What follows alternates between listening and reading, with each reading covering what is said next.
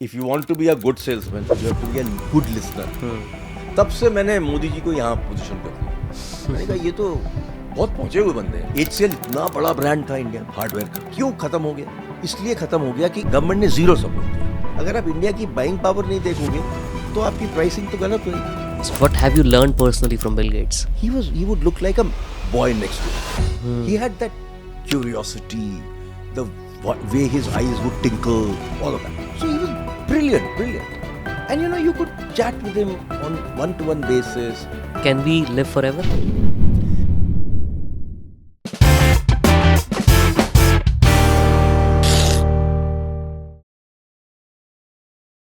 Ajay sir, thank you so much for being here. मैं life में आज जितने भी लोग पॉडकास्ट इस एपिसोड को देखेंगे ना, मैं सबको ये बताना देना चाहता हूँ सबसे पहले कि मैं आज तक, पहले तो मैं नॉन रीडर था, मतलब बुक्स नहीं पढ़ता था। आपकी बुक आई, मैंने बुक पढ़ी और दैट चेंज्ड माय लाइफ। मतलब मुझे ऐसा फील होने लग गया कि मुझे बुक्स पढ़नी चाहिए, मुझे इतना कुछ सीखने को मिलेगा बुक से। सबको बुक्स पढ़नी चाहिए, बिल्कुल। और मैंने अपनी किताब में भी यही लिखा है, जो सबसे खूबसूरत चीज होती है बुक की, वो उसकी खुशबू होती है। और आप किताब जब खोलते हैं, उसको स्मेल करते हैं, और जो उसकी खुशबू आती है, it encourages you to buy the next book. Absolutely, sir. So, you know, it's always this thing that when you finish this book, what's your next book? What's your next move? Yeah. दूसरा मैं सबको ये बता देता हूँ कि आप हैं Ajay Chaudhary sir, the co founder of HCL, the behemoth, the IT revolutionary company, जिसमें सब लोग एक्सपायर करते हैं एक दिन जॉब लेने के लिए या उस जैसी कंपनी बनाने के लिए। आपने वो कंपनी शुरू की, एक छोटी सी जगह से, जबलपुर से आप आए, और इतने लोगों से आपकी इंटरेक्शन हुई। वो सब कुछ मैंने बुक्स में पढ़ा, आपकी बुक में पढ़ा जी। कैसे आपने नोकिया का प्राइस कम किया, जिसकी वजह से सब लोगों ने नोकिया का फ़ोन यूज़ किया है। हम सब जानते हैं हमारा पहला फ़ोन नोकिया ही हुआ करता था। सारे, एटलीस्ट मिलेनियल्स का तो सबका फ़ोन पहला नोकिया ही हुआ करता था। सिर्फ इस देश में नहीं, सब देशों में। तो नोकिया को इंडिया में रेवोल्यूशनाइज करने वाले आप थे। HP के साथ जो JV वो HCL का, वो आपने किया। नेशनल स्टॉक एक्सचेंज को डिजिटाइज आपने किया। उसके अलावा आधार कार्ड के ऊपर आपने काम किया, उसको आप इंडिया में, इतना बड़ा आधार कार्ड तो आज की डेट में not just in India but world wide इतना प्रोमिनेंट हो गया है। इतनी सारी चीज़ें आपने की है। तो मैं सबको ये बोलूँगा कि जो भी आज ये पॉडकास्ट देख रहे हैं, अगर आपने कुछ भी मुझसे सीखा है आज तक, तो ये एपिसोड मैं बोलूँगा कि प्लीज़ देख लेना, एंड तक देख लेना, कि इतना पावरफुल होने वाला है ये सब लोगों की। और मैं ये दावा करता हूँ कि सब लोगों की आज ये एपिसोड देखने के बाद ज़िंदगी में कुछ ना कुछ बदलाव ज़रूर आएगा। So first of all sir, thank you so much यहाँ आने के लिए। बहुत बहुत बहुत शुक्रिया। Thank you for inviting me. Yeah. It's good to be here. थोड़ा पहले आपके बचपन के बारे में सर बात करेंगे। जबलपुर से आप आते हैं। मुझे कुछ कुछ चीज़ें जो बहुत फैसिनेटिंग लगी आपके बचपन के बारे में। पहला तो ये लगा कि आपको बहुत अर्ली डेज में ही इंग्लिश एज ए लैंग्वेज का एक एक्सपोजर मिल गया था। आई थिंक वो शायद आपके लिए बहुत बड़ा एक बेनिफिशियल फैक्टर रहा, जिसकी वजह से आप आगे जो जो चीज़ें कर पाए। What is your opinion on that? नहीं, सही बात है कि मेरे फादर तो IAS में थे, तो हम छोटी छोटी शहरों में रहते थे। तो मेरा जन्म तो माउंट आबू में हुआ था, पर उसके बाद जहाँ अगली जगह हम गए उसका नाम शहडोल था, छोटी सी जगह थी। वहाँ तो नल भी नहीं होते थे और रोड भी नहीं होती थी। तो उस तरह से हमारी कहानी शुरू हुई। उसके बाद नौगांव गए। नौगांव में मैंने अपनी पढ़ाई शुरू करी हिंदी मीडियम में, और उसके बाद रीवा गए, जहाँ पर फिर भी हिंदी मीडियम ही था। मेरे स्कूल का नाम PK पाठशाला था, जो it was named after the wife of the king there. Martand Singh की जो बीवी थी, उनका नाम प्रवीण कुमारी था, तो PK पाठशाला होता था। तो हिंदी में पढ़ाई करी हमने। फिर जब मेरे फादर रिटायर हो रहे थे, तो उन्होंने बोला जब जबलपुर में सेटल करेंगे। उनको जबलपुर बहुत पसंद आया था पहले जब जा चुके थे वो, तो जबलपुर में सेटल करेंगे। तो जबलपुर हम लोग पहुंच गए। एक घर हमने रेंट किया, और वो जगह ढूंढ रहे थे कि कहाँ पर घर बनाएंगे। तो उन्होंने सबसे पहले मुझे ये चैलेंज दिया कि मैं अब आपको हिंदी मीडियम में नहीं रखूंगा, आपको इंग्लिश मीडियम में ही पढ़ना है। ऑप्शन तो था हिंदी में कंटिन्यू करने का, पर उन्होंने बोला नहीं, अगर आपको जिंदगी में आगे बढ़ना है तो आपको हिंदी और इंग्लिश दोनों आना चाहिए। So I joined Christ Church school. तो क्राइस्ट चर्च जो स्कूल था उसमें तो इंग्लिश मीडियम ही था और मुझे ज्वाइन करना था 3 महीने में।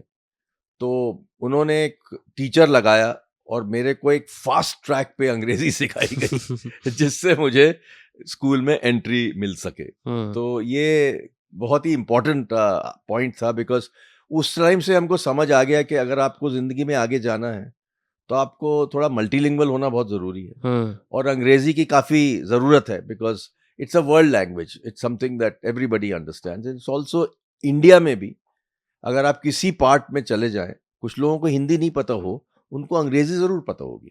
तो उस तरह से बिटवीन हिंदी और अंग्रेजी के बीच में आपका काम चल जाता है। करेक्ट। शायद इसीलिए आप एज अ चाइल्ड उस समय पे भी नासा को लेटर्स लिखते थे कि आपने नासा को भी लेटर्स लिखे थे मेरे को। ऐसा है कि not as a little kid but when I sort of grew up and went in was going through my school to college, उस टाइम मेरे को काफी फैसिनेशन था स्पेस के लिए। तो मेरे को कुछ उन दिनों ना तो इंटरनेट था ना तो रेडियो था ना टीवी था, तो किस तरह से आप स्पेस के बारे में बात पता कर सकते। तो मैं कुछ किताबें वगैरह पढ़ता था, तो काफी फैसिनेशन हो गया मुझे स्पेस के बारे में। तो मैंने सोचा कि चलो नासा को चिट्ठी लिखते हैं।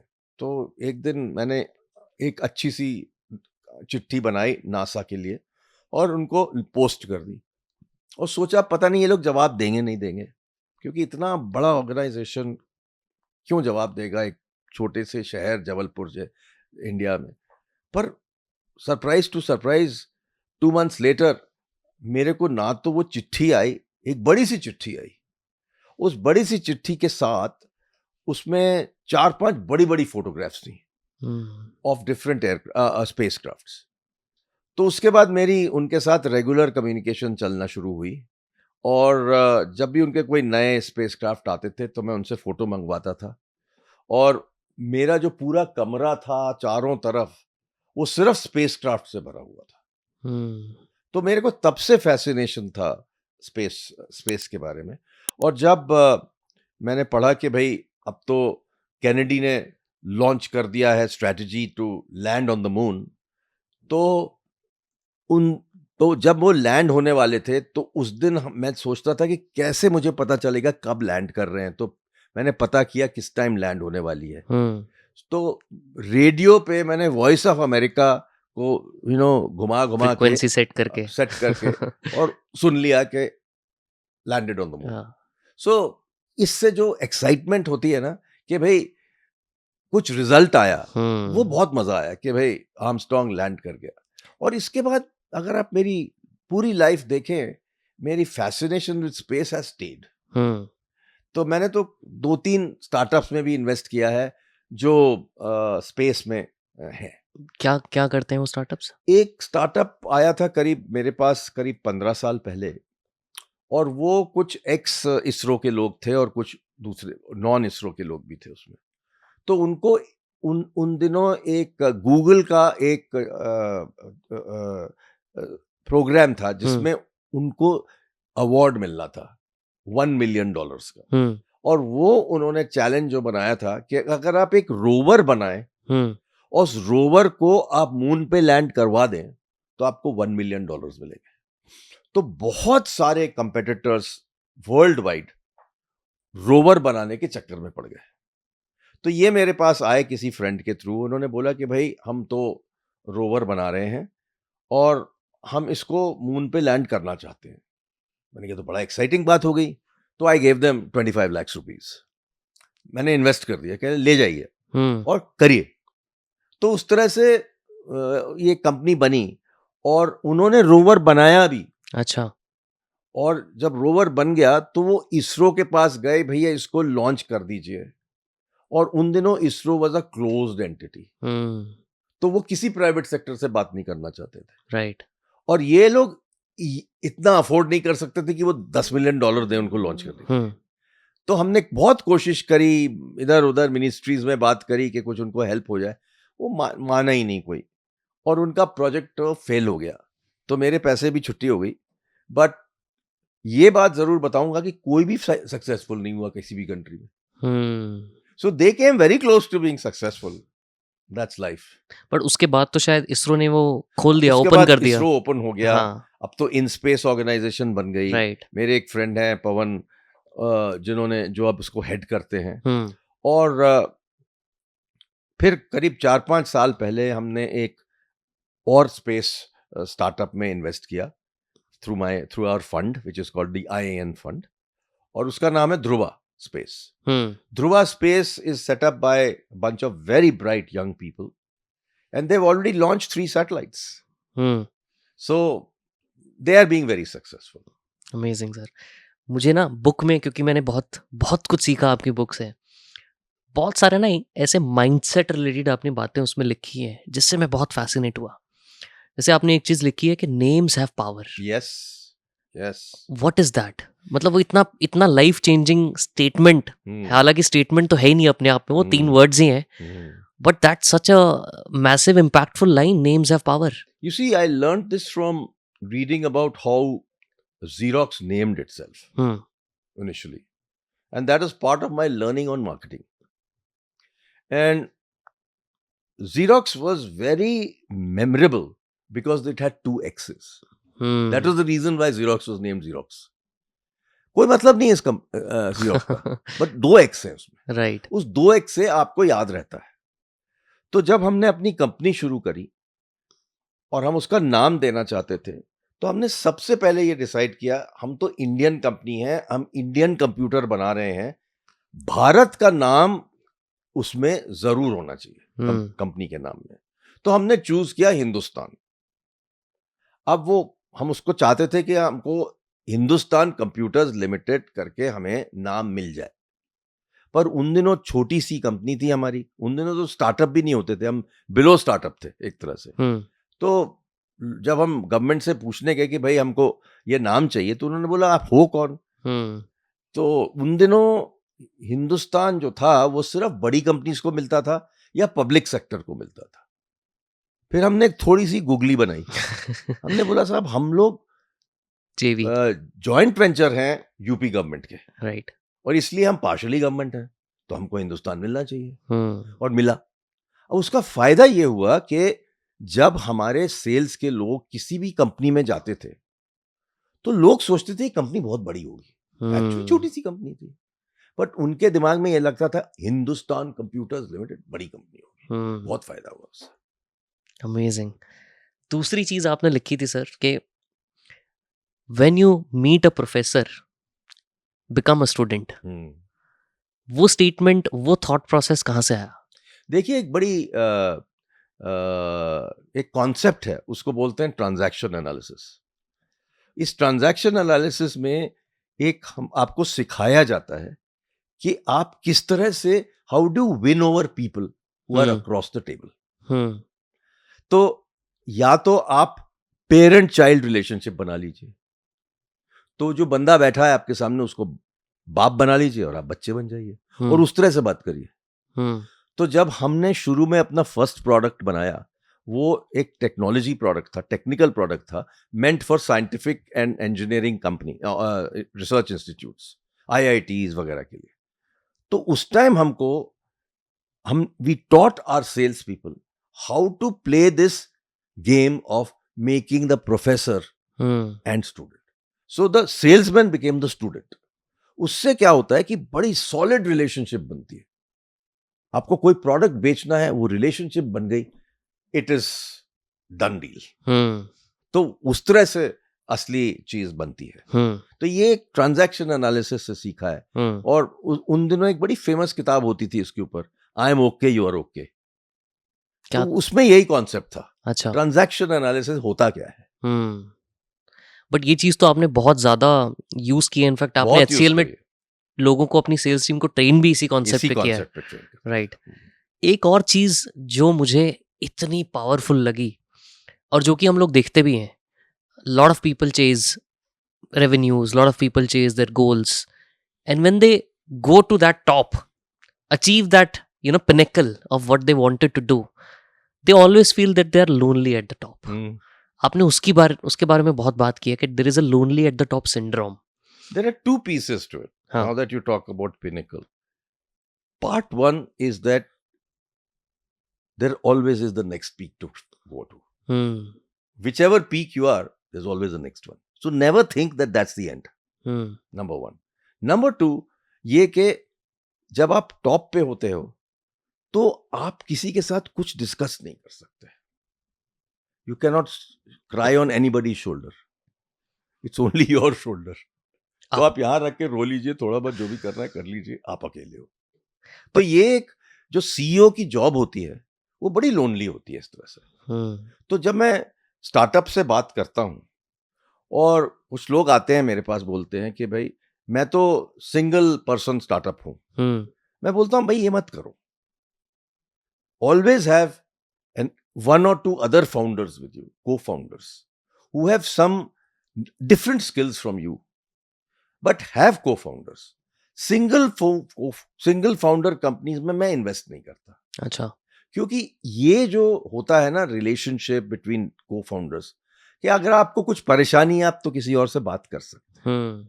अगर आप अकेले हैं तो किससे बात करेंगे? करेक्ट है ना. तो ये थोड़ा सा एक हो जाता है. तो मैंने उसको एक बीच में मैंने एक कैंपेन भी किया था अपने सोशल मीडिया पे. उसका मैंने नाम दिया था एकला चलो रे. वो एकला चलो रे पे काम नहीं होता. Founders, it's good to have multiple founders. आपने जैसे अभी बता रहे थे आपके अकेले हो जाते हैं, you can't cry on other shoulders, right? आपके साथ ऐसे और बहुत बार हो चुका है. तो आप क्या करते थे फिर उस टाइम? देखिए, उसके बाद मैं बैठ के गाना गाने लगता. Release my stress. नो.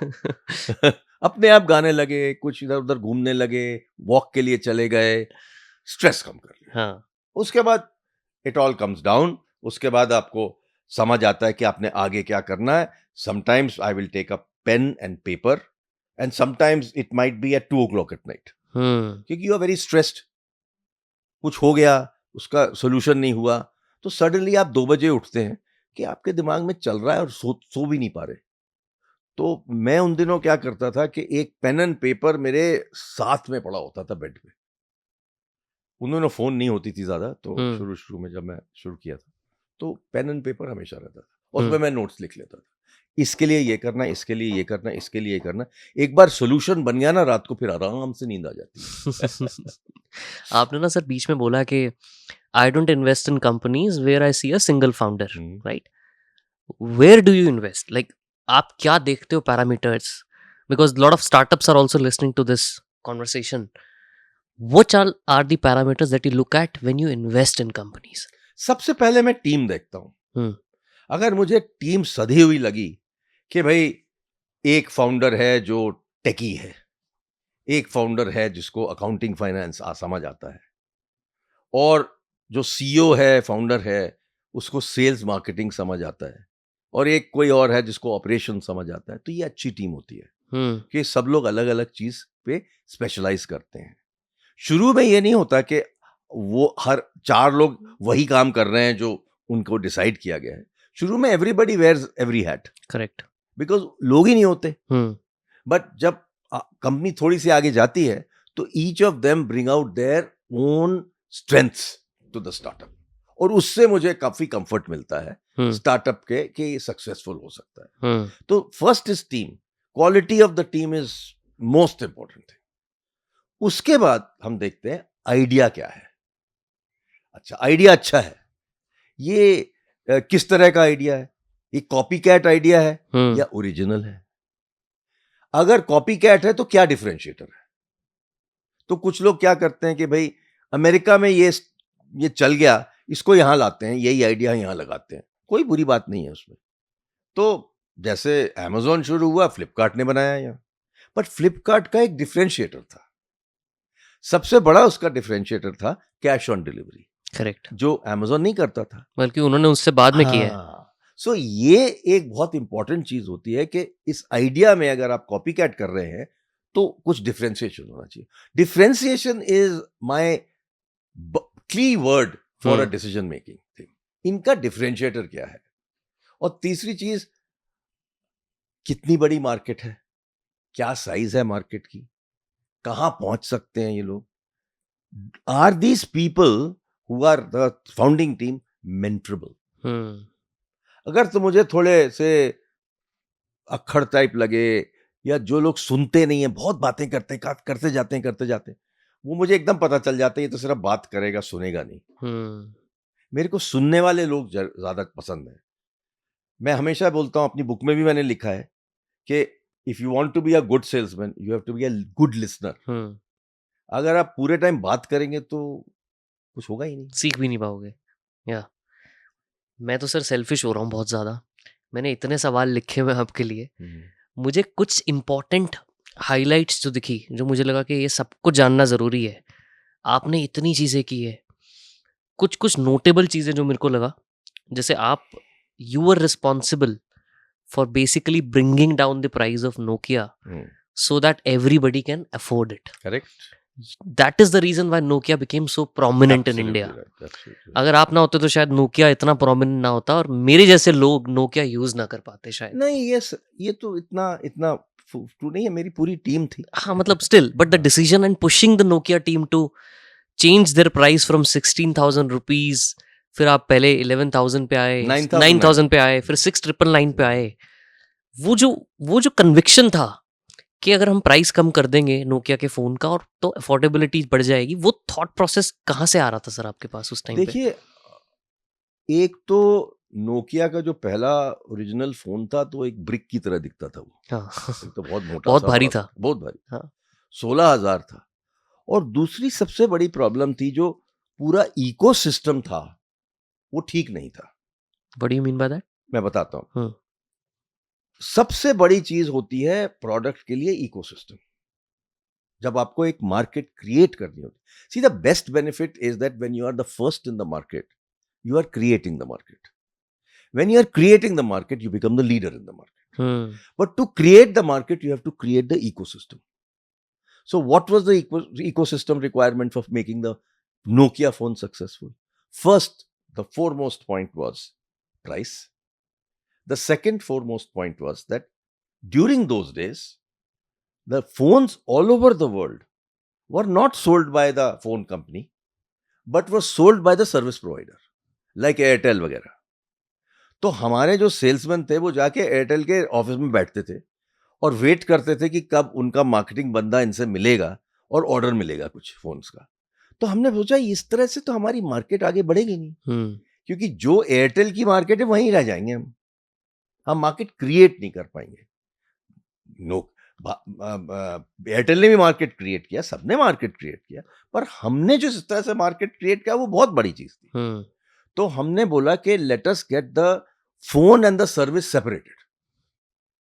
तो हमने नोकिया को ये प्रपोजल दिया कि इंडिया में सबसे पहले वर्ल्ड में हम चाहते हैं कि नोकिया का जो फोन है उसकी डिस्ट्रीब्यूशन इंडिपेंडेंट करी जाए और हमारे को फोन कंपनी के साथ डिपेंडेंट नहीं होना चाहिए। पर उसको करने में हमें कुछ रूल्स बदलवाने पड़े गवर्नमेंट के। तो हमने उस टाइम क्या किया कि एक एसोसिएशन बनवाई। We talk to other manufacturers also. हमने बोला कि देखिए भाई, हमको रिप्रेजेंट करने के लिए गवर्नमेंट में एक वाइड बेसिस की एसोसिएशन जरूरी है जिसके 8-10 मेंबर हों। ओके, अगर सिर्फ हम होते तो वो एसोसिएशन नहीं बनती, सुनेगा भी नहीं कोई नहीं सुनेगा। गवर्नमेंट में तो सब लोग चाहते हैं कि association should be founded by और created by members who have something to gain from having an association. So हमने वो एसोसिएशन बनवाई, इंडियन सेल्यूलर एसोसिएशन हमने उसका नाम रखवाया। अब उसको जब हमने बनवाया तो उसका जॉब था कि जो हमारी इकोसिस्टम रिक्वायरमेंट है उसको जाके करेक्ट करवाना। तो हमने उसको चार्टर ये दिया सबसे पहले कि आप गवर्नमेंट में जाके, एक एजीआर का रूल होता था कि भाई आपकी जो ग्रॉस रेवेन्यू है उसमें हार्डवेयर इंक्लूडेड होता था।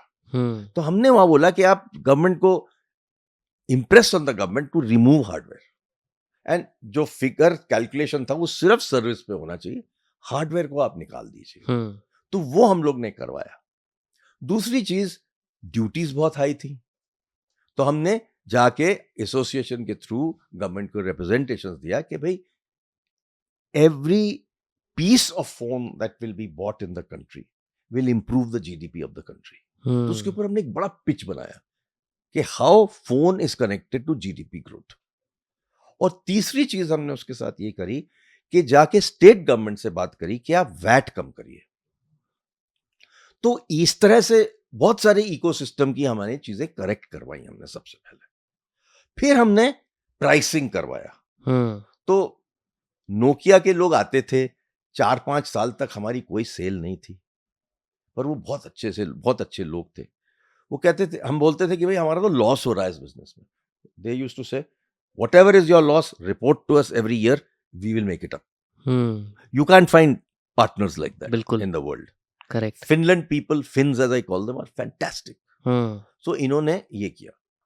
उसके बाद हमने, जब ये लोग आए मिलने, मेरी टीम से मिलते रहते थे ये लोग, सेल तो कुछ खास था नहीं। तो एक बार मेरी टीम ने बोला कि साहब वो आ रहे हैं, इनसे मिल लीजिए आप। तो मैंने कहा भाई देखिए, मेरे तो सेकंड डेसिमल प्लेस में भी नहीं है ये रेवेन्यूज की, मैं क्यों टाइम बर्बाद करूं इसमें। कहते नहीं, मिल लीजिए। तो मैं मिलने गया उनसे, बातचीत हो रही थी। तो मैंने बोला देखो भाई, हम लोग बहुत काम कर चुके हैं इस पे, जो भी इकोसिस्टम था हमने करेक्ट करवा दिया है, आपको कुछ करना चाहिए। What are you going to do about it? So they said what do you mean? आपकी प्राइस बिल्कुल गलत है इंडिया के लिए। तो कहते देखिए भाई, हर ग्लोबल कंपनी की प्राइस वही की वही होती है पूरी एवरी कंट्री में। तो मैंने कहा how can you say that, कि भाई आपको इंडिया की बाइंग पावर भी तो देखनी चाहिए। बिल्कुल। अगर आप इंडिया की बाइंग पावर नहीं देखोगे तो आपकी प्राइसिंग तो गलत होएगी। फिर मैंने उनको एग्जांपल दिया। हमने जब ओरेकल को लाए थे इंडिया में, हमने उनकी प्राइस कम करवाई थी। जब हम माइक्रोसॉफ्ट की लाए थे, हमने उसकी प्राइस कम करवाई थी। तो हमने उनको पूरे सारे एग्जांपल्स दिए। दे गॉट कन्विंस्ड कि भाई ये तो सही बात कर रहे हैं। फिर हमने उनको पूरा प्रपोजल भेजा। करीब 3-4 हफ्ते बाद जवाब आया, yes we agree to take this price. And that was the beginning. और उन्होंने बोला अगर हम आपको ये प्राइस देते हैं तो आप कितना बेचेंगे? तो हमने उनको एक फिगर दे दिया। तो जब प्राइस मिल गई, उसके 3 महीने में तो we overshot the figures. So then they all came down to Delhi and they had a party for us. They threw a party for us at the Oberoi rooftop. I still remember. और बोला कि भाई आपने जो बोला था वो तो हो रहा है। तो 3-4 ड्रिंक के बाद, बातचीत करने के बाद, खाना वाना खाने के बाद, they took me inside the room and they said what next? तो हमने तो कुछ प्रिपरेशन नहीं करी थी, ना तो मैंने अपनी टीम से बात करी थी। तो मैंने बोला कि देखिए, अगर आप really you serious about what you saying? Yes you delivered what you said. तो मैंने कहा अगर आपको बिल्कुल मार्केट को क्रैक करना है, आप हमें 6,999 दे दीजिए। तो मेरे जो कोलीग्स थे आसपास, वो तो घबरा गए कि क्या बोल रहा है। मैंने कहा देखो, करना ही पड़ेगा। You will be surprised that pretty much within a week they agreed. And that was the beginning of opening up the market. Yeah. Of course, we did many things. They also did some great things. And they created advertisements specifically for India. नहीं तो वो जाके क्या करते थे कि वो Finland में जो चल रही है वही चला देते थे। लोकलाइजेशन नहीं था। Amazing sir. मतलब दुनिया को आपने बीच में इतने एग्जाम्पल बोले, माइक्रोसॉफ्ट और एप्पल, तो बहुत फैसिनेटिंग लगी मेरे को जब मैंने बुक पढ़ी कि नेशनल स्टॉक एक्सचेंज, जो आजकल सब लोग स्टॉक मार्केट की इतनी बातें करते हैं, सारा दिन लोग जेंजीज की अगर हम बात करें तो वो तो इतने फैसिनेटेड है स्टॉक एक्सचेंज को लेके। उनको ये नहीं पता कि जो स्टॉक एक्सचेंज आप फटाफट से बटन दबाते हो, स्टॉक खरीद लेते हो, बेच देते हो, फ्यूचर्स करते हो, ऑप्शंस करते हो, उसके पीछे जो डिजिटाइजेशन हुआ है कि सारी दुनिया आज की डेट में वो यूज कर पा रही है इंडिया में, वो आप थे उसके पीछे रिस्पॉन्सिबल। देखिए, सबसे बड़ी इंटरेस्टिंग बात ये थी कि उन दिनों जो मनमोहन सिंह थे वो फाइनेंस मिनिस्टर होते थे। तो उनको एक चीज समझ आ गई कि जो बॉम्बे स्टॉक एक्सचेंज है वो बड़ा single stock exchange is not a good idea. तो उन्होंने नेशनल स्टॉक एक्सचेंज की अनाउंसमेंट कर दी and he brought a fantastic team to run it. Then they challenged the world and saying we want connectivity by which every broker will get the response at the same time. तो ये तो होता ही नहीं था, connectivity तो बहुत poor थी country में, इंटरनेट तो अनरिलायबल था। तो उन्होंने बोला हमको सैटेलाइट से कम्युनिकेशन आप दीजिए। सो हमारी कंपनी में एक बहुत यंग बंदे थे, उनका नाम था विनीत नायर। तो वो प्रोजेक्ट उनको दिया गया और विनीत नायर को यह बोला गया कि आप इस पे प्रोजेक्ट पे काम करिए और इसकी पूरी स्ट्रैटेजी बनाइए कि how do we come into the business of satellite communication. हमने कभी किया नहीं था, कुछ नहीं पता था हमें सैटेलाइट कम्युनिकेशन। तो that is typical HCL, we always take risks and do things, we are audacious as we always say. So हमने पता करा कि कैसे करते हैं। He went and contacted an Israeli company, वहां से हम सैटेलाइट जो अर्थ स्टेशन लेके आए, सब कुछ ले आए हम लोग। फिर एक गुगली मार दी इन्होंने गवर्नमेंट ने कि भाई इस फ्रीक्वेंसी पे चाहिए हमें, उस फ्रीक्वेंसी पे मिलता ही नहीं था। तो वो इजरायली कंपनी बड़ी स्मार्ट थी, उन्होंने हमारे लिए उस फ्रीक्वेंसी के लिए बना दिया और हमने उसको बिड किया। अब जो बिड किया तो विनीत नायर के पास कोई टीम ही नहीं थी बिड करने वाली। तो मेरी जो HCL इन्फो सिस्टम्स की पूरी सिस्टम इंटीग्रेशन हार्डवेयर वगैरह की टीम थी, वो ओवर वीकेंड्स उन्होंने काम कर करके प्रपोजल डाल दिया। We won. So, that's how we started this interesting business of satellite communication.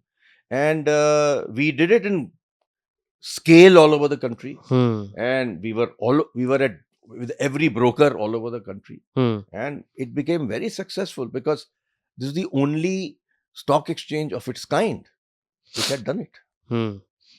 मैंने सर जब आपकी अगेन मैं वापस से बुक का रेफरेंस इसलिए दे रहा हूँ क्योंकि इतनी सारी चीज़ें हैं बुक में जो लोग सीख सकते हैं पढ़ने के बाद। आपने इतने सारे लोगों के साथ काम किया during the phase of your career, during the phase of your life, इतने नोटेबल लोगों के साथ काम किया। मैं तो नाम नहीं ले जाऊंगा तो बहुत ज़्यादा लिस्ट लंबी हो जाएगी। PM नेहरू के साथ आपका इंटरेक्शन हुआ था बचपन में, APJ अब्दुल कलाम, उनके साथ आपके काफ़ी अच्छे वर्किंग रिलेशन भी थे। बट कुछ कुछ लोगों के बारे में आपसे पूछना चाहूँगा। आपने बिल गेट्स के साथ काफ़ी काम किया, इनफैक्ट आप उनके घर पे भी गए थे, वो उनका होम टूर भी लिया था। What do you think is different about Bill Gates? What have you learned personally from Bill Gates? You see, one of the things that I do write in my book, and I tell everybody, that if you stand on the shoulders of tall men, you can see far. That's your learning. So every moment spent with them is very, very valuable. तो Bill Gates तो हर साल आते थे, we were their largest customer. तो एक वो floor ले लेते थे मौर्या होटल में और बड़ी अच्छी सिक्योरिटी होती थी, इधर उधर से घूम घाम के जाना पड़ता था मिलने उसके लिए। और वो पर जब उनसे मिलने जाते थे तो ऐसा लगता ही नहीं था कि वो इतने बड़े आदमी। he would look like a boy next door. He had that curiosity, the way his eyes would tinkle, all of that. So he was brilliant. And you could chat with him on one-to-one basis. I would tell him what we are doing here, what do we need help, where do we need help, what do we want to do, how to grow the market. वो सब करते करते then I'll suddenly pop a question. Okay, when is this going to happen in technology? So he would give me his views on that particular piece. So this is how, I mean, like for example, many years ago I told him that when will we ever be able to talk to a computer? I mean, we are talking about 20 years ago, 25 years ago. And that time you had this envision. मेरे को लग रहा था कि यार ये keyboard बड़ा painful है। वॉइस होना चाहिए। Amazing. Because for a country like ours, voice is the single thing that can unify everybody. So इस तरह की बातें करते थे, बड़ा मजा आता था। ऐसे ही उनके घर भी गए। हाँ, उनके घर के बारे में बताइए ना सर। उनके घर जा रहे थे तो it was like a fantastic dream come true, because a lot of top people from all over the world were there, and they took us around the whole house. And the interesting part was कि हर कमरे में एक beautiful painting थी of a global artist, well-known artist, और वो painting बदलती जाती थी। तो वहां स्क्रीन्स लगे हुए थे, और what he had done was he bought the digital rights of all the top painters in the world. Amazing. So every room you went to, there was some fantastic paintings, and they would always keep changing. So it's wonderful to see something like this. ऐसे ही मुझे sir आपसे पूछना है कि while you were there in Bill Gates' home, you also had a chance to meet Ray Kurzweil. वो immortality का अगर concept लोगों को नहीं पता तो he used to eat like take 60 pills a day, वो तो change blood. रे कुर्जवील तो एक somebody I followed for 30-40 years. I've been tracking him since he actually created the first pattern recognition product. And so I was tracking him, and then on the boat that was coming to Bill Gates' home, there was one person standing in one corner. So I just walked up to him and said hello. And my wife also came along with me. So I said, आप कौन हैं? तो बोला, मेरा नाम रे कुर्जवील है. मैंने कहा, आपकी तो किताब मैंने पढ़ी हुई है. अब पहले किताबों की बात कर रहे थे ना, देखिए किताब से क्या दोस्ती होती है. तो मैंने बोला, आपकी किताब जो थी सिंगुलैरिटी इज नियर, मैंने पढ़ी हुई है, वो तो बड़ी अमेजिंग बुक है. तो मेरे को आप बताइए, जो आपने प्रेडिक्शंस किए हैं, what do you feel about those predictions? Will they happen? He says they're going to happen. They are going to happen. They are going to happen. ये कब कौन से साल की बात है? I am talking 20-25 years ago. And he was predicting that singularity will happen in 2045. For people who don't know, what is singularity? Basically इसका ये मतलब है कि when the computer will overtake the brain. In simple terms.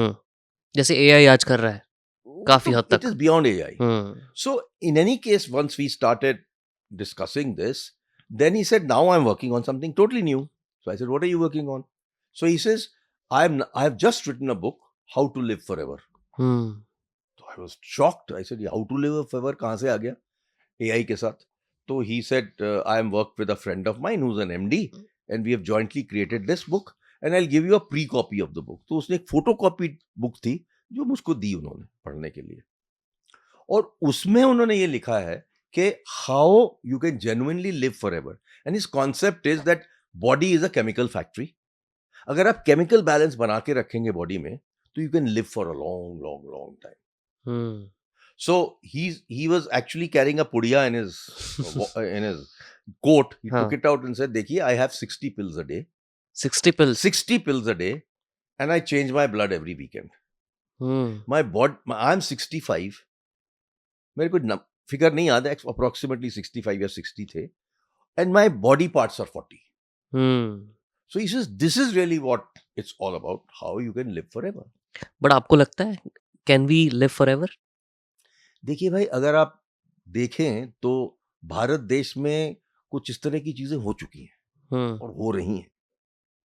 जो आपके ऋषि मुनि लोग होते थे और अभी भी हैं, वो पहाड़ों पे रहते हैं, कुछ अजीब सी चीजें खाते हैं, पता नहीं क्या खाते हैं, कपड़े भी नहीं पहने होते, बट मेरे को तो ये बताया गया कि कोई 150 साल रहते हैं, 200 साल रहते हैं. बिल्कुल. तो ये इसके ऊपर कोई फिक्स तो है नहीं, बट ये पॉसिबल है.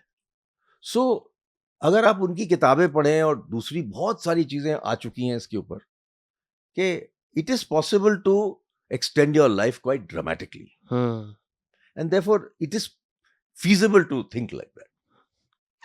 लास्ट में आपका पूछूंगा एक्सपीरियंस, क्योंकि ये लोग इतने, हम लोगों को नॉर्मली ऐसे लोग नहीं मिल पाते जिनसे हम उनका पर्सनल इंटरेक्शन कैसा हुआ है उनके साथ वो पूछ पाए. इसीलिए I am asking again, you also work with Tim Cook, और एप्पल के साथ तो आपका काफ़ी अच्छा रिलेशनशिप है. What was the highlights when you were interacting with Tim Cook? What exactly did you learn from him? I didn't go to meet Tim Cook. अच्छा. मैंने एप्पल की जो टीम थी, और उन दिनों हम उनके अर्ली प्रोडक्ट्स मार्केट करते थे इंडिया में. वो आईपॉड हुआ करते थे म्यूजिक के लिए. तो जब मैंने आईपॉड के साथ मार्केटिंग शुरू करी इंडिया में, तो मैंने बहुत पोटेंशियल देखा कि भाई आईपॉड तो इंडिया में लोगों को म्यूजिक में बहुत इंटरेस्ट है, तो iPod should sell like many crores. तो आई हैड दिस ड्रीम के भाई बहुत बिक सकता है. जैसे हमने फोन किया था, हमने सोचा आईपॉड भी कर सकते हैं. तो आईपॉड का सबसे बड़ा स्ट्रेंथ जो था, वो उसका इकोसिस्टम था. और इकोसिस्टम क्या था? Music content. इंडिया में एप्पल म्यूजिक कंटेंट अवेलेबल ही नहीं था हिंदी म्यूजिक के लिए. तो कैसे सक्सेसफुल हो सकता है? तो हमने एक प्रेजेंटेशन बनाई और बोला कि भाई देखो, I am coming to America, I'd like to meet Steve Jobs, my dream was to meet Steve Jobs. So इन्होंने बोला we'll try, but worst case if you can't meet Steve Jobs, आपको हम टिम कुक से जरूर मिलवा देंगे. तो Steve jobs से मिलना जनरली बड़ा डिफिकल्ट होता था, क्योंकि बड़े मूडी आदमी थे. ऐसे बोलते थे कि भाई if you get into a lift with Steve Jobs, either you get Stevied or you get jobs. तो उनका कुछ भरोसा नहीं था. तो वो तो मिले नहीं. टिम कुक से बड़ी अच्छी मीटिंग हुई, पर उन दिनों एप्पल और टिम कुक के दिमाग में इंडिया था ही नहीं. और उस तरह के बहुत लोग थे दुनिया में जिनके दिमाग में इंडिया था ही नहीं. तो मैंने उनको पूरी नोकिया की कहानी सुनाई कि देखो किस तरह से हमने मार्केट क्रिएट करी है. अगर आप हमें पूरा इकोसिस्टम इंडिया में दे देते हैं तो iPod will fly off the shelves. But वो माने ही नहीं, कि उनके दिमाग में ये कन्विक्शन नहीं था कि ये हो सकता है. और उसके करीब 10 साल बाद टिम कुक हर साल आते हैं. अब तो उनको समझ आ गया कि इंडिया कितनी बढ़िया मार्केट है, इतनी बड़ी मार्केट है. और अब चाइना में उनकी बहुत तकलीफ है कि लोग चाइना में वो एप्पल को अलाउ नहीं करते. गवर्नमेंट ने बैन कर दिया है apple in office, government offices. तो अब उनको समझ आ गया है कि भाई इंडिया को इग्नोर नहीं करना चाहिए. अमेजिंग. आप चाइना की बात कर रहे थे, मैंने इनफैक्ट ये भी पढ़ा कि you were talking about how China is leading when it comes to manufacturing. और आपने काफ़ी चीज़ें बताई हैं कि कैसे हम लोग इंडिया चाइना को ओवर पावर कर सकता है और परहैप्स मैन्युफैक्चरिंग में अपने आप को आगे बढ़ा सकता है to reduce the dependency on China और perhaps may be become more powerful than China in terms of that. उसके ऊपर मुझे समझना है sir, from where do you think how can we become better than China? देखिए ऐसा है कि over the last 15-20 years China has converted itself from being a manufacturer to being a product nation. So they no longer just manufacture products. See, manufacturing is the lowest end of value addition. Manufacturing अगर आप Apple बजाओ, यहाँ manufacture होता है, उसमें क्या value addition है? 6%, 8%. सही बात. Nothing. So China understood that long ago. They started with manufacturing. They then started getting into designing of products. Super brands. They designed, first they think was designing products. These designed products were copies of some other designs all over the world.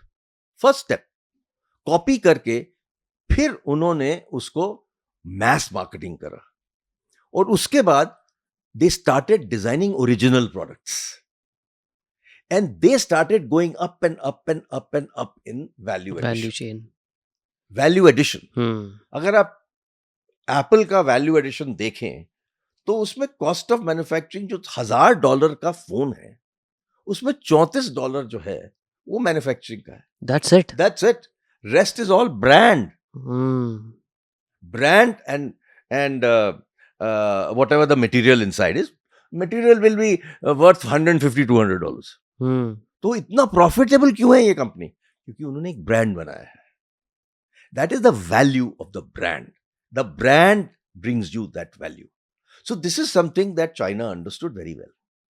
So they converted from copycats to original designs to creating global champions. So Huawei को उन्होंने global champion बना दिया.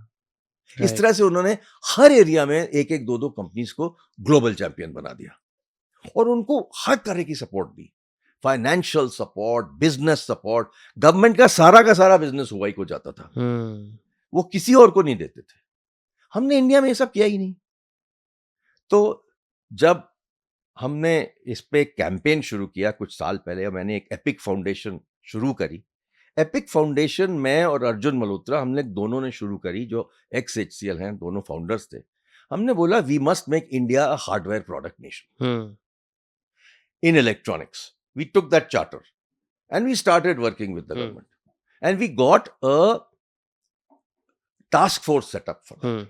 That task force is now in the final stages of submitting a report on how in India we should promote design. We should go away from just manufacturing. we should move from services to product. See, manufacturing is a service activity. Software is a service activity. We now need to move to be a product nation. So we need to design our own we need to design our own laptops, everything, phones, everything that we can think of, we should design and make in India.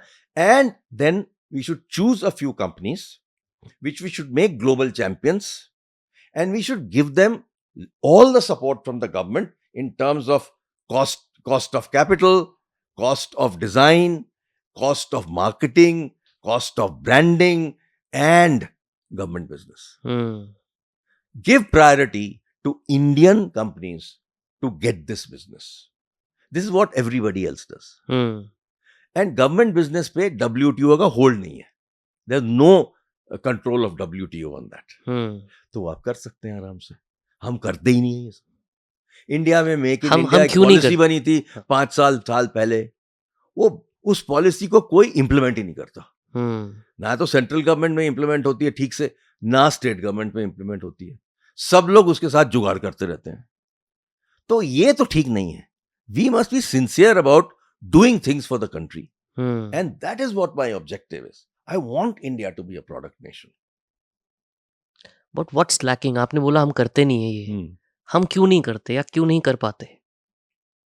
What stops us? बहुत सारे vested interests हैं. Global companies जो हैं वो हमको क्यों आगे बढ़ने देंगे? आप देखिए, सालों पहले C.DOT ने इतने बढ़िया प्रोडक्ट बनाए थे. सारे एक्सचेंजेस बनाए थे, रूरल एक्सचेंज, ये एक्सचेंज, वो बड़े अच्छे प्रोडक्ट बनाए थे. सारे R&D से बनाए थे. Okay, global companies I, they started feeding wrong information to our administrators and said ये तो बेकार है, तो चलेगा नहीं, आपको तकलीफ देगा. ये सब क्या इंडिया में बना रहे हो, बेकार चीजें हैं, आप हमसे लो. उसके बाद चाइनीज आए, चाइनीज ने बोला हमसे लो, हम आपको 6 महीने का क्रेडिट दे देंगे. अब आप बोलिए एयरटेल के पास आप जाइए, जियो के पास जाइए, वो बोले मैं 6 महीने का क्रेडिट दे रहा हूं या 1 साल का क्रेडिट दे रहा हूं, तो कौन मना करेगा? तो इस तरह की चीजें करी गई ग्लोबल कंपनीज ने और हमारी कंपनीज को डिस्ट्रॉय कर दिया. तो इस तरह से हमने जो काम किया भी था वो खत्म हो गया. HCL इतना बड़ा ब्रांड था इंडिया में हार्डवेयर का, क्यों खत्म हो गया? इसलिए खत्म हो गया कि इंडिया गवर्नमेंट ने जीरो सपोर्ट दिया, बल्कि गवर्नमेंट ने अड़ंगे लगा दिए हमारे ऊपर. इस तरह की ड्यूटी स्ट्रक्चर बनाया, इन्वर्टेड ड्यूटी स्ट्रक्चर बनाया, जिससे हम लोग सक्सेसफुल नहीं हो सकते थे. और दूसरा, हार्डवेयर में मार्जिन्स कम होती हैं. आपकी इंडिया में cost of money is a major problem. आप 12-13% कॉस्ट ऑफ मनी होता है. चाइना में कॉस्ट ऑफ मनी होता है 4%, 5%. वियतनाम क्या करता है, आपको बेनिफिट देने के लिए वो इंटरेस्ट सबवेंशन कर देता है. अच्छा, तो आपका अगर कॉस्ट ऑफ मनी 12 है, 5 हम आपको दे देते हैं सब्सिडी. ये सब करने से इंडस्ट्री बनती है. ये नहीं है कि आप 50 साल तक यही करते रहो. आप कुछ कंपनीज के साथ इंडियन कंपनीज को सपोर्ट करिए हर वर्टिकल में. सिर्फ कंप्यूटर्स में नहीं, ड्रोन्स में करिए, स्पेस में करिए, 2 व्हीलर्स में करिए. हर जगह आप एक प्रोडक्ट इकोनॉमी बनाइए.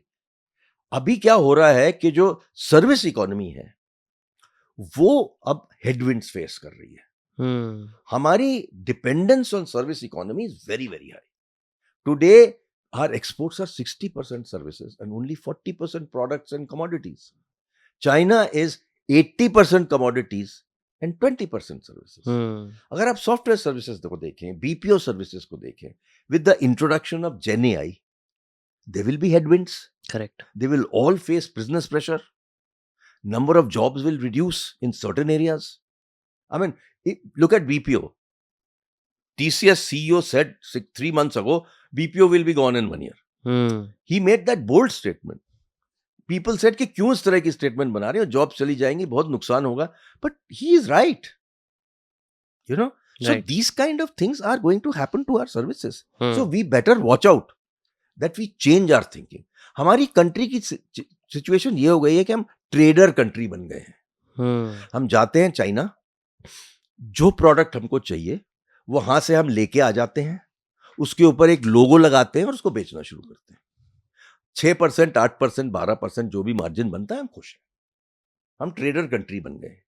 हम पहले पहले अगर आप 70s में जाएं, 80s में जाएं, 90s में जाएं, जब इंपोर्ट अलाउड ही नहीं था, we were a design country, we were a product country. HCL used to design our own products. Everything we used to design. So why can't we do it today? Today there are close to thousands of companies that have set up, global companies who have set up in India to use Indian talent to design for the world. Correct. But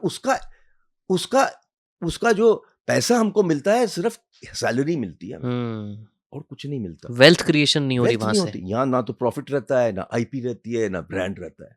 सारा का सारा दूसरी countries में चला जाता है। बिल्कुल। तो हमारी जो स्किल्स है, कैपेबिलिटी है डिजाइन करने की, R&D की, वो वेस्ट हो रही है। तो हमें इसको वापस लाना है और उसके लिए एक सबसे बड़ी जरूरत यह है कि हम अपने को प्रोडक्ट इकोनॉमी बनाएं और गवर्नमेंट को, हमारे यहाँ कोई R&D में पैसा खर्चा नहीं करना चाहता।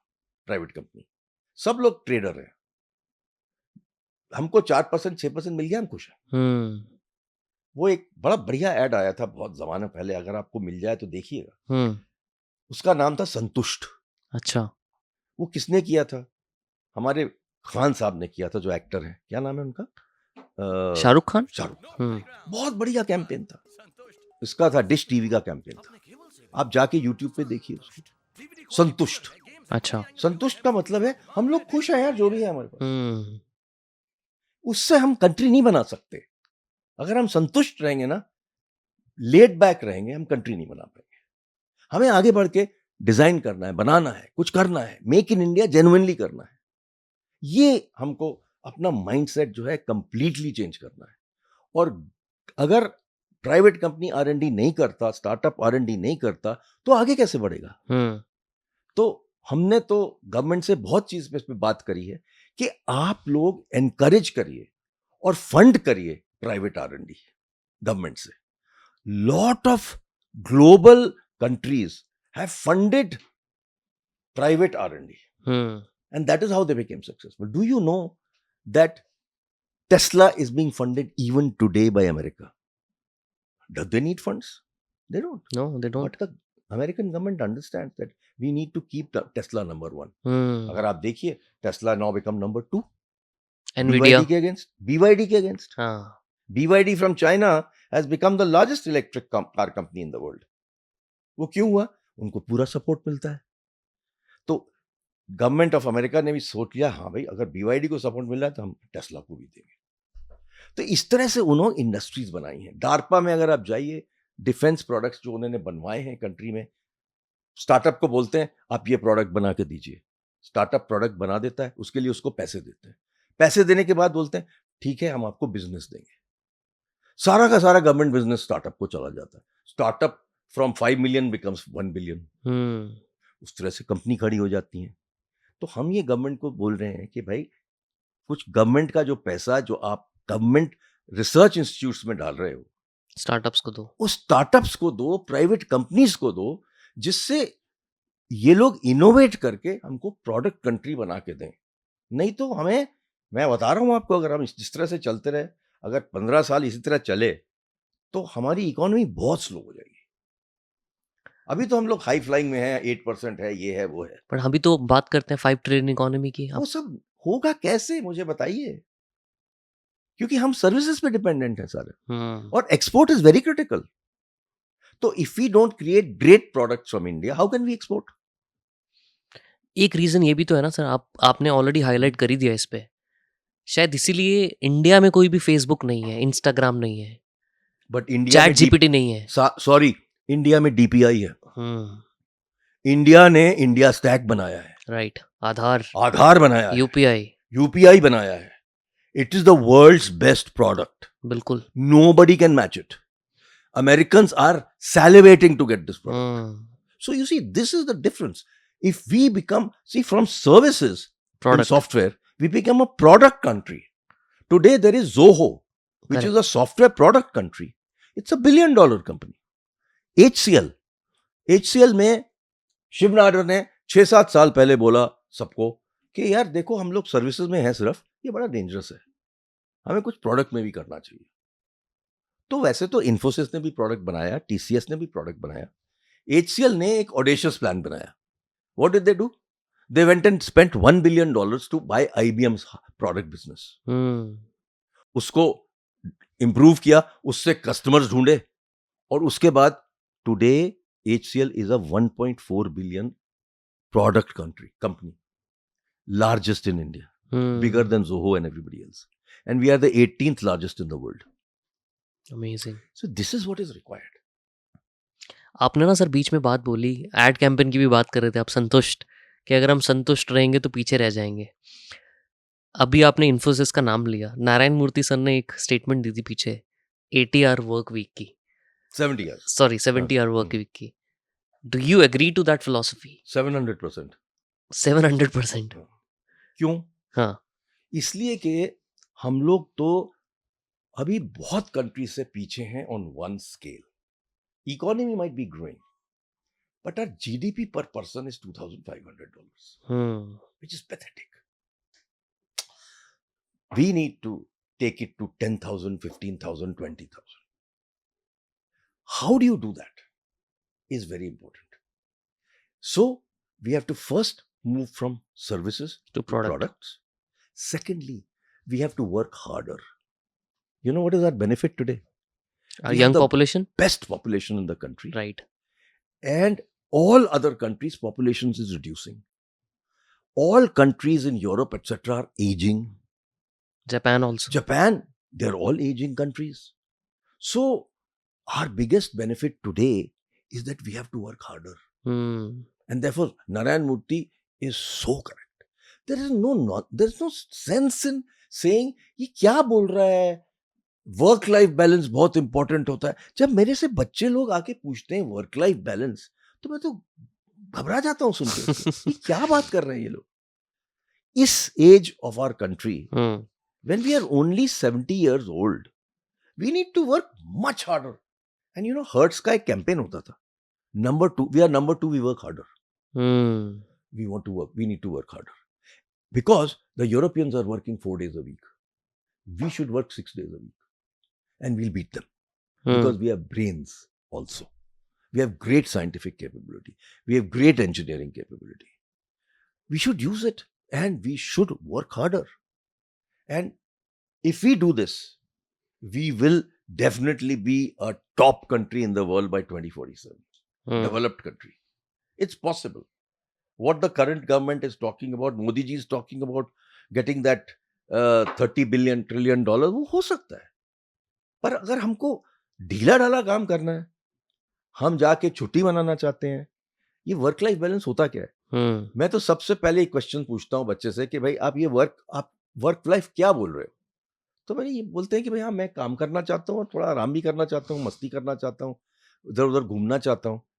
तो मैंने कहा ठीक है, अगर आपका वर्क जो है, अगर वो आपका पैशन है, और this is what you want to do in life, then where is the balance? You don't need to balance at all.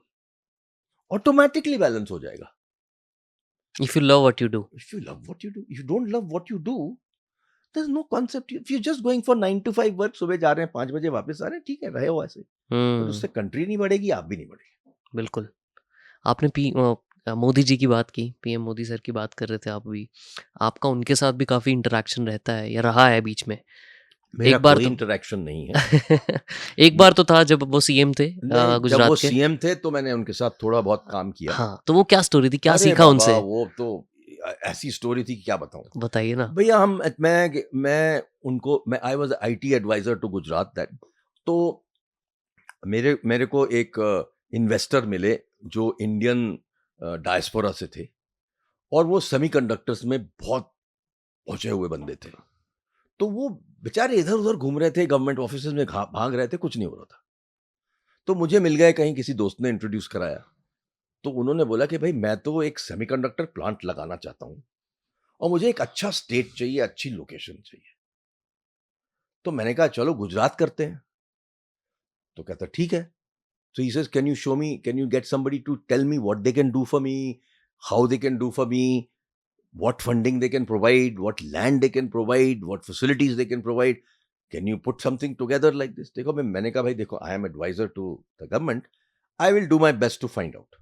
So I rang up the industry person there, mister Sahu होते थे उन दिनों, उनको मैं जानता था। तो मैंने बोला कि भाई ये आना चाहते हैं गुजरात और अहमदाबाद आना चाहते हैं और जगह वगह देखना चाहते हैं, आप अरेंज कर देंगे? हाँ, कर देंगे। तो वो पहुंचे और he got red carpet treatment. Within the same day he was shown 3 locations on helicopter. वो सब तो हो गया। फिर जब मेरी एक मीटिंग होने वाली थी मोदी जी से, तो that was my first meeting with Modi ji. So मैंने जाके बोला, आई वाज वेरी नाइव, तो मैंने बोला मोदी जी को, भाई सब बाकी तो सब अच्छा हो गया है, इन्वेस्टमेंट हो सकता है यहाँ, बट ये लोग चाहते हैं कि एक सिंगल विंडो ट्रीटमेंट होनी चाहिए हर चीज के लिए, क्योंकि ये लोग इधर उधर नहीं भागना चाहते। तो मोदी जी बोलते हैं शुद्ध हिंदी में, चौधरी साहब हमारे यहाँ सिंगल विंडो नहीं होता। तो मैं तो घबरा गया, मैंने कहा कुछ नहीं हो रहा अब तो। देखिए हमारे यहाँ सिंगल विंडो नहीं होता, हम एक कमरे में सब लोगों को बुला लेंगे, जो मिनिस्टर हैं, जो सेक्रेटरीज हैं, एक कमरे में बिठा देंगे आपके इन्वेस्टर के साथ, वहीं का वहीं हम डिसीजन लेके आपको डिसीजन दे देंगे। खत्म हो गई बात। मैंने तो इस तरह की बात कभी सुनी ही नहीं थी गवर्नमेंट में। तब से मैंने मोदी जी को यहाँ पोजीशन कर दिया। मैंने कहा ये तो बहुत पहुंचे हुए बंदे हैं, क्योंकि इनका, और जो जब मैं 2-4 चीजें और बात करता रहा, मेरे को उनकी सबसे बड़ी चीज ये लगी कि वो बिल्कुल ग्राउंड लेवल की चीजें सब पता है उनको। He understands the people at the ground level because he's worked like a कार्यकर्ता before. He has gone and done the hard work of understanding people, and that is his biggest strength. इसीलिए आप उनको बोलते हो कि he is the biggest sales person, best sales person, best sales person in the world. I have written in my book also. Correct. इसलिए मैं बोलता हूं कि किसी भी कंट्री में जाते हैं, बिल्कुल गुजराती हैं वो, धंधे की बात करते हैं, तो बोलते हैं, जिसी कंट्री में जाते हैं कहने आप हमसे ये ले लीजिए, हमसे ये ले लीजिए। दूसरी चीज वो क्या करते हैं, हम आपसे कुछ खरीदना चाहते हैं पर हमको आप बेस्ट प्राइस दीजिए। लोग उल्टा सीधा बोलते रहते हैं, रफाइल में ज्यादा खर्चा किया, लोगों को पता ही नहीं है। रियलिटी ये है कि उन्होंने एक अच्छी डील्स की है जाके, हर जगह वो डील्स करते हैं, क्योंकि उनका माइंड जो है ना, बिजनेसमैन वाला माइंड है, गुजराती माइंड है। They are the best business people in the world. Gujaratis and Marwaris दोनों साथ साथ हैं स्टेट्स। अगर आप देखें, बिल्कुल, एक लोग इधर जा सकते हैं, इधर चले जाइए, वो they are the best business minds in the country. तो वो बिजनेस करते हैं जाके। तो मैंने तो अपनी बुक में ये भी लिखा है कि आप सारे जितने आपके एम्बेसडर्स हैं उनको सेलिंग सिखाइए। They should become your best salesman in the country. See what happens today, that Modi ji जाके रेन मेकिंग करते हैं। रेन मेकिंग का ये मतलब होता है कि वो ऊपर से बढ़िया इकोसिस्टम बना देते हैं। अब कुछ लोगों ने जाके एक्चुअल ऑर्डर तो उठाना है ना, वो कौन करेगा? हमारे पास कोई है ही नहीं इसको करने के लिए, एनकैश करने के लिए, एनकैश करने के लिए।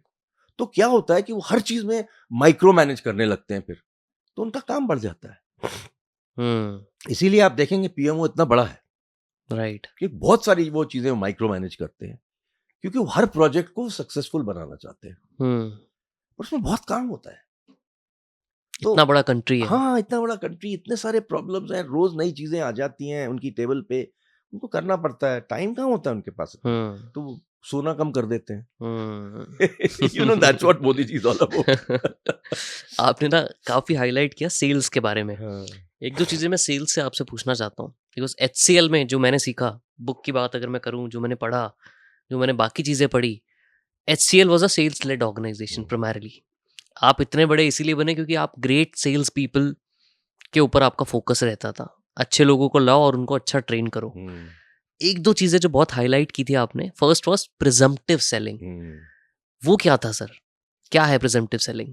प्रिजम्पटिव सेलिंग का ये मतलब होता है कि अगर आप किसी कस्टमर के पास जाएं और 3-4 मीटिंग्स हो चुकी है, 5 मीटिंग हो चुकी है, 6 मीटिंग हो चुकी है, और आगे नहीं बढ़ रही कहानी, तो आप जाके इस तरह से बात करते हैं कि भाई as if you assume that you are getting the business.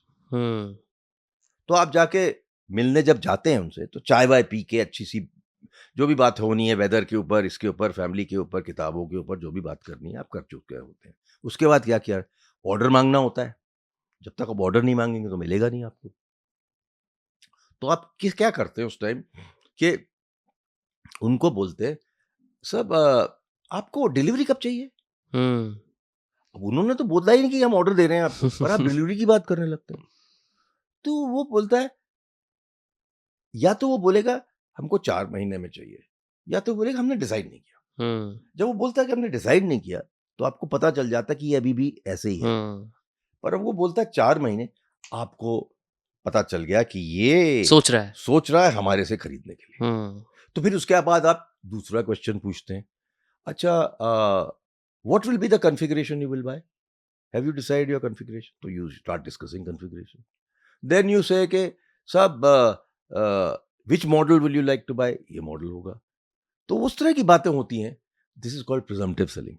उससे क्या पता चल जाता है कि ये लेगा आपसे और इसने डिसाइड कर लिया है, और अगर उसके पास कुछ कंफ्यूजन है, आप अक्रॉस द टेबल क्लोज कर सकते हैं, और उसके बाद आप बोल सकते हैं साहब if you have decided all this why don't you place the order? It's a very subtle nudge for pushing them to get Yes. close to the Yeah, order. but it's a technical thing. Salesmanship is a skill that can be taught. Everybody thinks that a salesman is born. It's wrong. You can learn how to sell. Most And people I are always tell startup CEOs, if you're not the best salesman in the company, you will not succeed. And I write about it in my book. There's a full chapter on salesmanship. Correct. इसके अंदर एक और concept है, थोड़ा सा पूछूंगा आपसे उसके बारे में, बिकॉज वो बहुत प्रोमिनेंट था, ODI ऑफ सेल्स। वो क्या है सर? क्योंकि उसकी वजह से HCL ने बहुत प्रोग्रेस की। कहानी बनाई थी to encourage and improve sales. तो हमारी जो नोकिया में बिजनेस थी वो अच्छी ग्रो कर रही थी, और जो हम 1 महीने में, जो हम 6 महीने में बेचते थे, वो हम 1 महीने में बेचने लगे। तो एक दिन मैंने बोला सबको बुला के कि देखिए, ये जो टारगेटिंग है जिस तरह से हम आजकल कर रहे हैं वो ठीक नहीं है, क्योंकि इससे हमें रिजल्ट इंप्रूव नहीं होंगे। तो सब पूछने लगे भाई क्या, हम तो बहुत बड़े टारगेट्स कर रहे हैं, हम सारे टारगेट मीट कर रहे हैं, हम every month we are meeting targets, every quarter we are meeting targets. HCL was known for meeting targets. So मैंने बोला नहीं नहीं नहीं, अगर हमको सेल्स को ड्रामेटिकली इंक्रीज करना है तो हमें बिल्कुल क्रिकेट की तरह करना चाहिए, और उसका मतलब यह है कि आप ODI मॉडल को फॉलो करिए। वन डे इंटरनेशनल में क्या होता है, सबसे इंपॉर्टेंट चीज होती है रन रेट। अगर आपका रन रेट ठीक है तो आप जीतेंगे। तो मैंने बोला भाई हमको तो रन रेट पे काम करना है। तो मैंने बोला from next month every salesman will have a daily target. Daily target. तो वो सुबह ही हैज टू रिपोर्ट के मैंने कल क्या किया, और फिर अगले सुबह फिर से रिपोर्ट करना उसने। तो लोग ये नहीं बोलते थे कि सेल्स क्लोज होने में तो टाइम लगता है, डेली कैसे होगा? ना। देखिए भाई, ये तो कंज्यूमर बिजनेस है ना, इसमें B2B तो है नहीं। बिल्कुल। B2B में तो थोड़ा सा डिफिकल्ट होता है जल्दी क्लोज करना। कंज्यूमर में it's a matter of pull and push, both. So pull जो होती है वो मार्केटिंग से होती है कि भाई ब्रांड कौन सा खरीदना चाहिए लोगों को, वो काम नोकिया बहुत अच्छे से करता था हमारे साथ। तो पुल वो क्रिएट करते थे। But again, pull does not get you business alone. You need to make sure that at every retail location, you outsell all other competition. So we used to tell salespeople, not only will you sell so much a day, you will have to tell us how many competitive product got sold at that counter.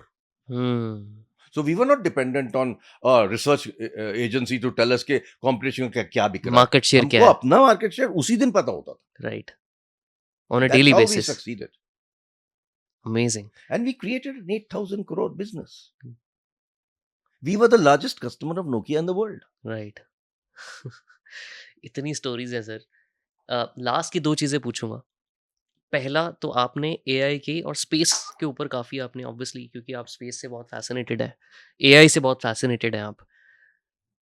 बहुत generally लोगों का एक fear जो है that AI is a threat to humanity. Do you believe that? AI is going to make your life difficult, and AI is going to make your life easy. Both is true. Difficult का ये मतलब है कि to take over a lot of the things that you do today and automate it. But easy is that you will be able to do your job faster and better. Hmm. So the benefits, in my mind, overweigh the problems. And what will happen is that AI will create newer skills that are required to help businesses. So just yesterday, Accenture announced that they have done $2 billion worth of Gen AI business. Hmm. $2 billion of Gen AI business. In such a short span. And their share price went up 7% or 8%. अभी Nvidia का देखिए share So price. वो तो काफी थोड़ा ज्यादा ही हो रहा है. It's a lot of buzz that's been created around it. So उनके जो चेयरमैन हैं वो बड़े स्मार्ट हैं. He is out there selling every day. So his share price keeps going up. They have a great product also. Nothing you can smile about. It is a wonderful product. But ऐसा नहीं कि बाकी लोग कुछ नहीं कर रहे. Right. वो भी हो रहा है. But AI का buzz बहुत ज्यादा है.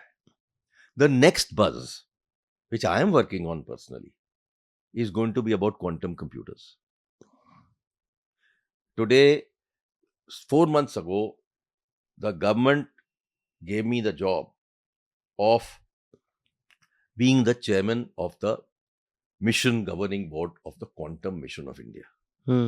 Quantum is a far thing which India wants to do. So it is one of the 9 big missions that Modi ji has set up. And this is one of those missions. And in this mission, we have very audacious targets. Quantum computers are going to be required for work that you cannot do with classical computers. What a classical computer will take 40 days, a quantum computer can do in 1 second. 1 second. But not accounting and finance and all of that. Yeah. Let's say molecule discovery for pharmaceuticals. You see? Vaccine research. Vaccine development. Right. Modeling for financials. Many things like that. A lot of work on chemistry can be done using quantum computers. And quantum computers are very difficult to make. Quantum computers are designed on the concept of quantum mechanics. So it's physics. It's not computer science alone. So quantum computers, the big difference between them and classical computers is that classical computers work on 0 and 1. It's called bits. Right. In quantum computers, they're called qubits, quantum bits. And quantum bits, 0, and in case of classical 0, either it's 0 or it's 1. In quantum, it is 0 and 1. And 1. And 1. So, can you imagine? So how, in a manner, it's like parallel processing. Schrodinger's cat. Exactly. You said the right thing. Yeah. So that's so it is true and false at the same time. Yeah. True and false at the same time. So it's very amazing. It's actually, some people call it spooky physics, but that's what it's all about. So quantum is something that India is taking a leap. And we've set up a 6,000 crore budget for this. We want to make our own computers, quantum testing. And just imagine AI and quantum working together. It's going to be mind-blowing. Phenomenal for the Indian. For the world. For the world also, of course. मैं आपसे sir एक last चीज पूछूंगा. I know I've taken so much of your time. And there are so many things that I've written down of what I wanted to ask you, but of course, मैं थोड़ा थक गया हूँ, और मत पूछिए. मैं इसलिए नहीं पूछ रहा आपसे. बस एक लास्ट चीज पूछूंगा कि अगर आज किसी 20-year-old को 30-year-old को बिजनेस में जाना है इंडिया में, आप खुद बोलते हैं प्रोडक्ट होना चाहिए.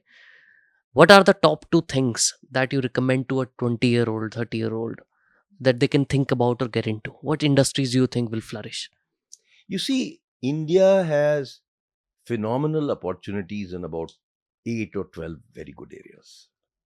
And these 8 or 12 good areas, we should go after to become a product nation and to drive our economy towards making products rather than just services. Services will not go away. Services will be there. But we need to increase our product area. And therefore, there are areas like space, I would feel very big. Two-wheeler EVs, very big. India is the largest in the world. But what do we do in two-wheeler EVs? All components come from China. ये तो ठीक गलत बात है.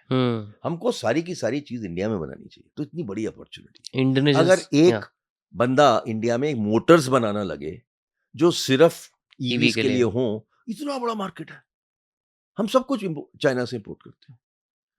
तीसरी चीज आप देखिए, ड्रोन्स, बहुत बड़ा मार्केट है. तो इस तरह के करीब 8, 10, 12 ऐसी चीजें हैं. जैसे न्यूक्लियर है, हमने न्यूक्लियर को बाहर कर दिया है बहुत सालों से. गलत बात है. हमको जो बड़े बड़े न्यूक्लियर प्लांट्स हैं हम वही बनाते हैं.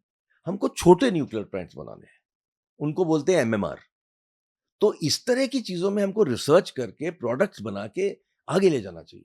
मैं तो इस तरह से सोचता हूं कि एक जमाना आएगा जब आपकी कॉलोनी में instead of a generator there will be a nuclear plant, छोटा सा. So we need to think like that. Imagine what we can do. And that is where I would like to challenge the young people of this country to create new things and new products and new ideas, rather than doing the old stuff that has been done by all of us. Do something brilliant, do something new. You guys have all the brains.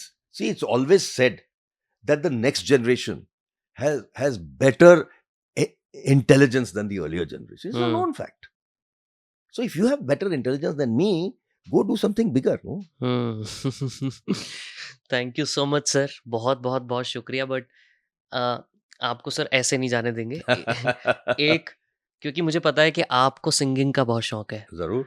And आप तो almost हर week singing करते हैं. आपका एक group है जी. In fact आप इतने दीवाने हैं म्यूजिक के कि आपने अपनी फादर की मेमोरी में एक एल्बम भी क्रिएट की थी. जी. तो एक कोई भी, अगर आप प्लीज हमारी रिक्वेस्ट माने तो कोई भी एक गाना अगर आप सुना सकें.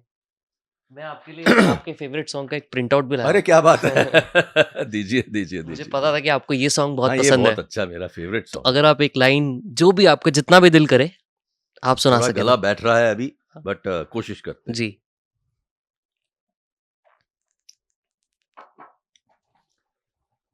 हम और तुम और ये समा, क्या नशा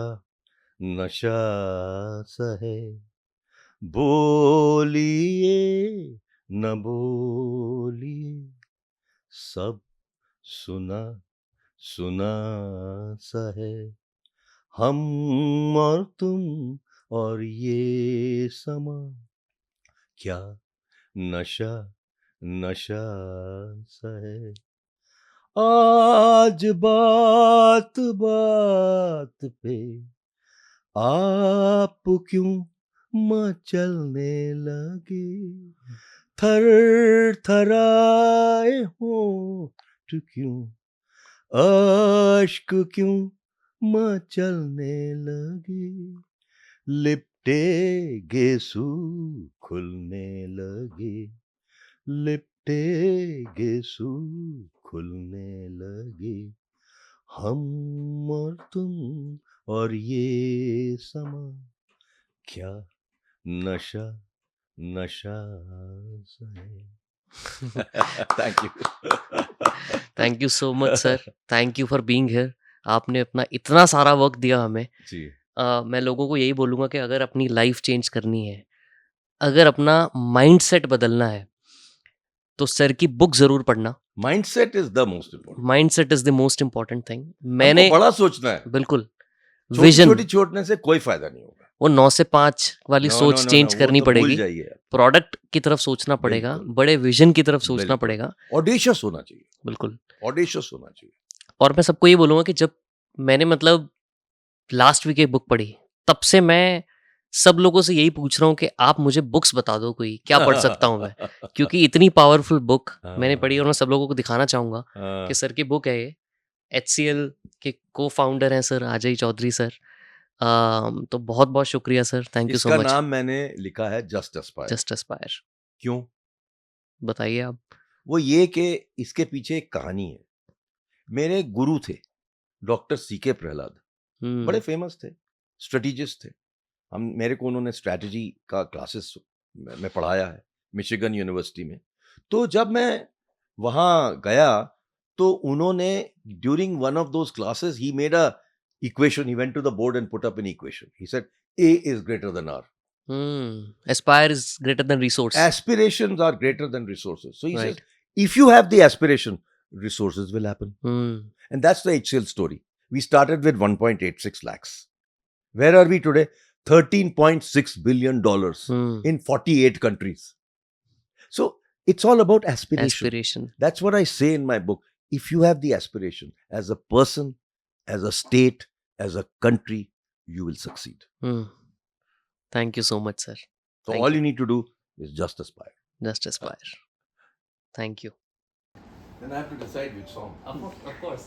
इसीलिए मैं पहले बता दिया, आप सोच वो अच्छा बोला आपने क्योंकि then I have to locate the Yeah. lyrics Yeah. to buy the next book. Absolutely, sir. So it's always this thing that when you finish this book, what's your next book? What's the next one?